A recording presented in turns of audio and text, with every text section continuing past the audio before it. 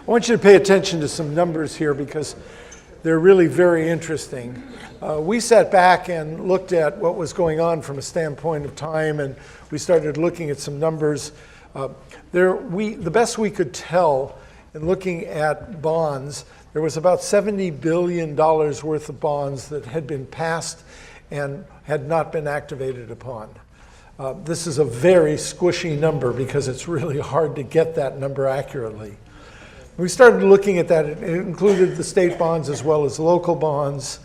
And if you just took a 5% escalation, just 5%, and if you think of us as an enterprise, as we sit with approximately 5% escalation, $3.5 billion of value to construction just goes up in the air. That is just an amazing number. I don't even understand it. I mean, $5 billion, $3.5 billion, and 5% is not the right number from a standpoint of escalation. We're going to go into that in a minute. And on a monthly basis, it's almost $300 million a year. A month. That's an incredible amount of dollars. So then we started looking at our numbers in terms of the amount of time that we spend on projects. And I'm not sure if you're going to be able to see this, and I apologize, the lights in here are not really great. But let me go over here. This line here, right in here, these are buckets of, you know what? I'm going to pretend like I could do this the old-fashioned way and walk around and point at it. These represent buckets of work. The first bucket over here is access only. This is over-the-counter work. These are projects 0 to $1 million. These are $1 million to $5 million, $5 million to 10, and $10 million to 25, and then 25 and above. So those are the buckets of work that we had through the year ending 6/30/17. We do not have the new numbers, but these are what we're going to call median numbers.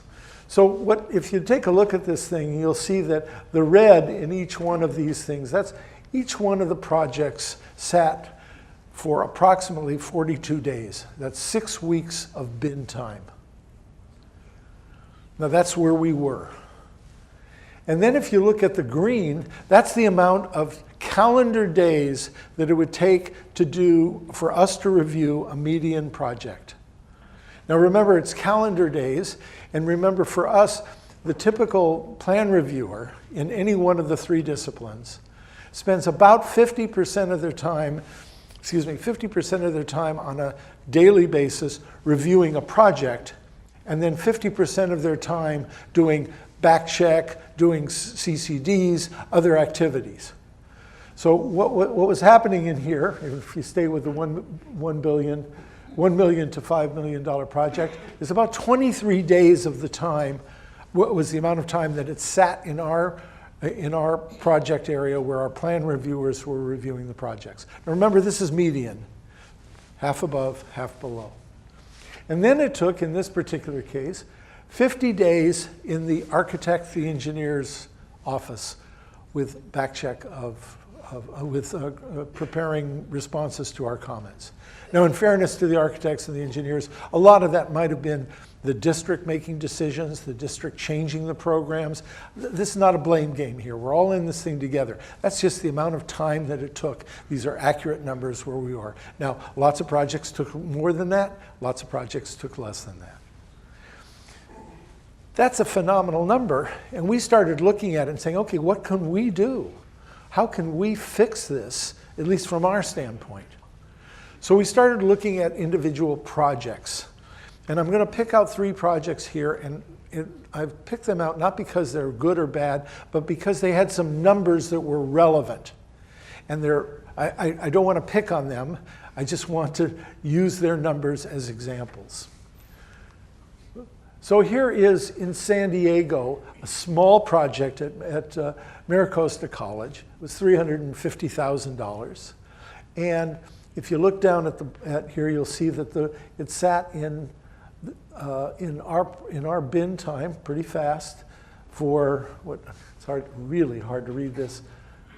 This is the bin, let me just jump over it and just say, here's the bin time, here's the review time, and here's the back check time. Project, we took too much time on this project.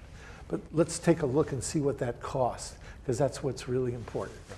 Okay, so that $350,000 project at 8%, that's a number I chose arbitrarily, $28,000 a year going up in escalation. In 6-week bin time, that would be $3,200. Not a heck of a lot of dollars, but for a $350,000 project, that's a lot of money, and we could control that. How could we control that? That was what I was looking at. And then if you look at it at 10%, you can see it in other numbers, et cetera. So I kind of played some games and looked at it. You pick the number. We know that San Francisco, at least we've been told that San Francisco is escalating at about 1% a month, 12% a year. Los Angeles, probably around 9%. And it's varying all over the place. All you have to do is go into San Francisco, go into Los Angeles, and look at the cranes, and look at the steel, and look at the drywall. And people say, well, but those are commercial buildings, they're not school buildings. Yeah, but drywall is drywall, and construction is construction.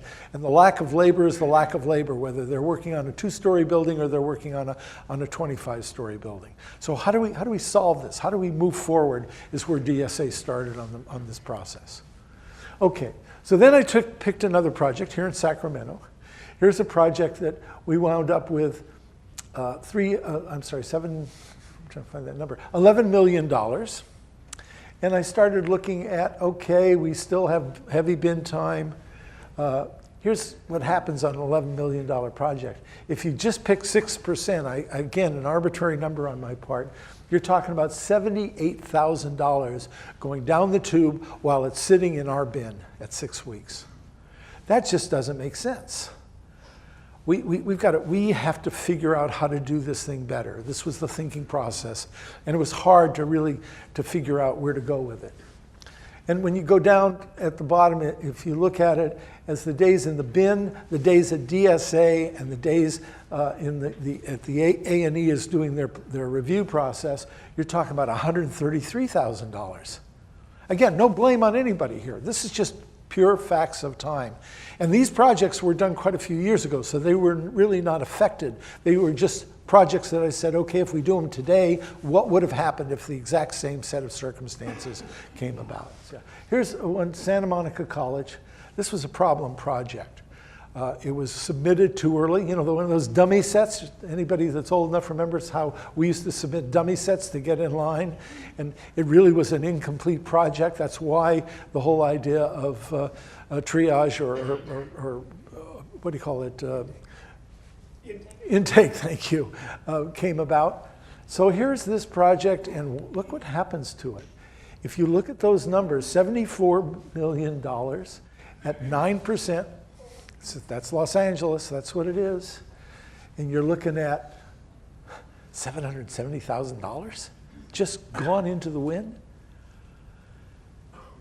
We need to solve this problem. We said, what could we do?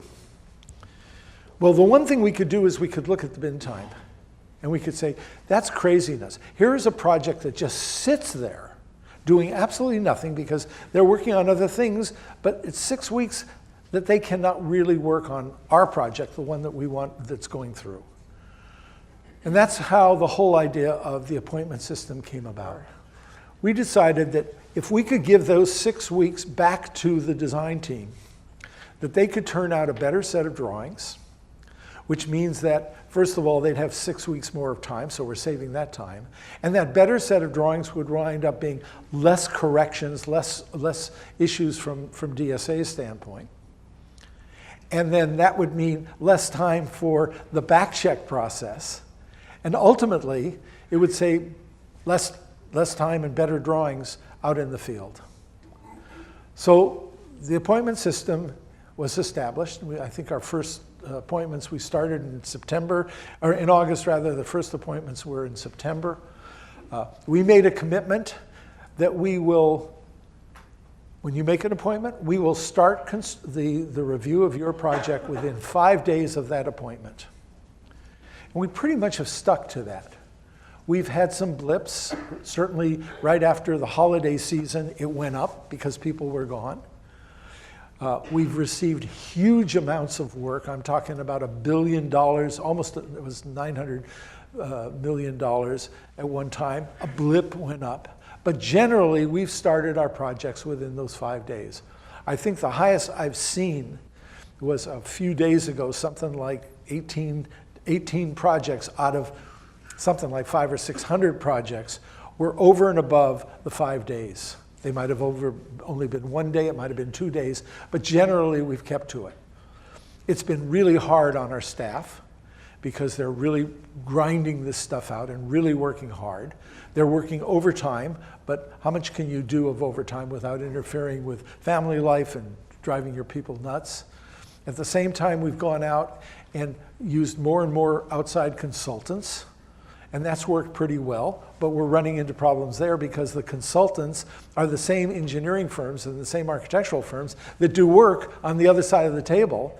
And now we're finding some conflicts of interest. Oh, I can't do that project because Joe in my office or Mary in our other office is working on that particular project. So we're working hard. I told everybody at the very beginning, the same as the box, the same as the inspection card. There's going to be blips. There's going to be problems. We're going to be absolutely transparent with you and tell you when we can't make something happen. But generally, we are making this thing happen. We're out right now. We've just hired a couple associate architects. We're in the process of hiring 8 additional plan reviewers in various disciplines. That's in the process right now.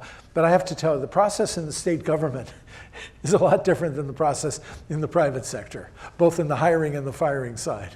It's a much more complicated process. So we're struggling with it. But it's working, and we intend to keep it working. And we need your help in understanding the areas that we might not always quite make it the way you want. But right now, our goal is to save that time for you. But we're asking you to also live up to your side, you meaning the design professionals and the districts and everybody else involved. Don't wait 6 more weeks before you start your project. We're expecting you to use those 6 weeks to really turn out a really great project. And that's the purpose of today, because what we want to do is take you through our processes in a very methodical way, show you exactly where we're going, why we do certain things certain ways. And then in the afternoon, what we did was we turned around and we surveyed all of our plan reviewers. And we said, give us a list of all of those common areas that we're constantly seeing come back to us. Same mistake, the same omission over and over again. We consolidated them, put them all together, and this afternoon we're going to go through them with you in hopes that everybody will turn around and say, wow, we can fix that, and look at, we can save some time. At the same time, speaking of time, we have moved towards electronic plan review. How many of you have done an electronic plan review project? Great. Be honest here. Of those that raised their hand, how many of those were, I'm going to start with unsuccessful? Wow, that's terrific. So therefore, I'm going to assume that if you raise your hands, if there's successful, the same amount of people. Well, we are well on our way. We have bought most of the equipment, has been installed. We're in the process of training our staff. We've hired AECom to work with Bluebeam. They've got some experience in it. They're doing a training process to help us make the conversion. Even I can do Bluebeam. I did a little bit of it on my iPad, but they need training in terms of symbols and all kinds of stuff. I can play with it. They've got to do real work. But AECom is setting up the standards. They're going to be setting up a video system so that we can show it to new hires as well as a manual. And we are committed by the 3rd quarter of this year to be 100% electronic. Now, there might be some outliers. We understand that. For old guys like me, if I ever did a project, I'd probably turn it in paper. But if you leave me out of the game, we're going to be 100% by the 3rd quarter. That is not an achievement because most of you, not most of you, all of you are there. You've been there for a long time. We're trying to catch up. But we believe that it's going to be a major change in the way we think, the way we move drawings back and forth, the ability to collaborate, the ability to think as an enterprise at DSA, because in fact, if we do it this way, it doesn't make any difference whether the plan reviewer is sitting in Los Angeles or in Fresno or wherever they are, whether they're outside people or inside people. The only issue we've got is how do you do back check? Now, we do believe that at some point in time, there's going to be more people doing a virtual back check. But right now, we will make sure that you do not have to fly to San Diego to do a back check unless you like the weather down there and maybe you want to go. But putting that to the side, we will take care of back check in your local region.